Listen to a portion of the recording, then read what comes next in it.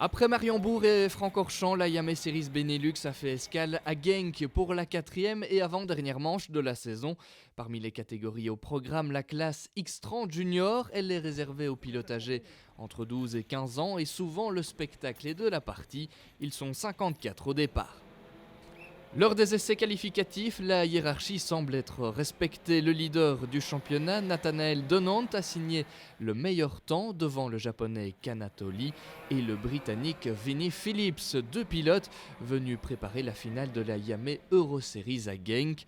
Belle quatrième place pour le Belge Thomas Stroven devant son compatriote Thibaut Ramakers.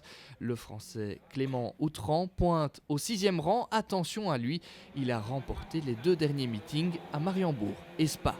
Vous connaissez le principe, plusieurs manches qualificatives figurent au programme de la journée. Le classement intermédiaire donne lieu à une première attribution de points et détermine la grille de départ de la finale. Kanatoli gère parfaitement l'affaire, 3 victoires en 3 manches, le japonais s'élancera logiquement en pôle, il est en forme. Pour les autres, ce fut plus disputé et certains ont perdu de précieux points dans l'aventure. C'est le cas de Nathanael Donant, un accrochage le relègue au 12e rang du classement intermédiaire.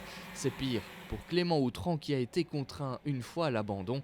Le Français partira 15e en finale.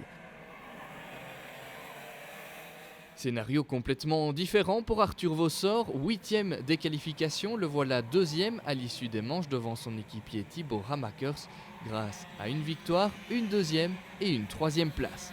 Derrière, Vinnie Phillips figure toujours bien aux avant-postes, il est 4e devant Clément Massot, belle progression pour le Belge qui n'était que 11e à l'issue des essais qualificatifs.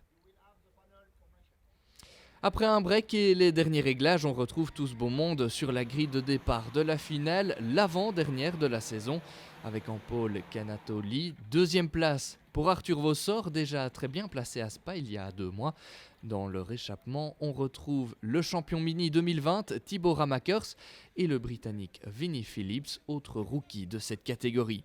Plus loin, Nathanael Donant 12e, Clément Outran 15e.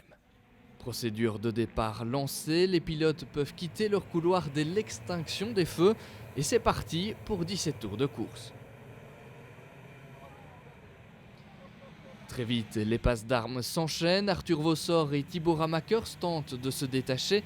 Objectif, éviter que le poleman Kanatoli ne s'échappe. Pari réussi pour Vossor en début de course puisqu'il parvient à prendre la tête de la finale après 5 tours.